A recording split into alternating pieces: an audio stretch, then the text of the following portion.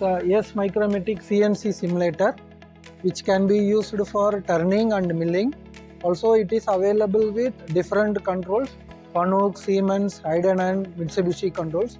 In turning we have standard 2-axis turning control plus a turn mill center. Also in milling we have standard 3-axis, 4-axis, 5-axis simultaneous control, which it is displayed here is a 5-axis Siemens 840D simultaneous control.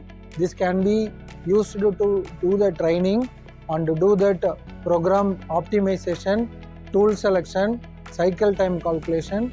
Also this can be used for any newcomers. They can use to take the training. Once they trained in the simulator, they can directly go into that real machine.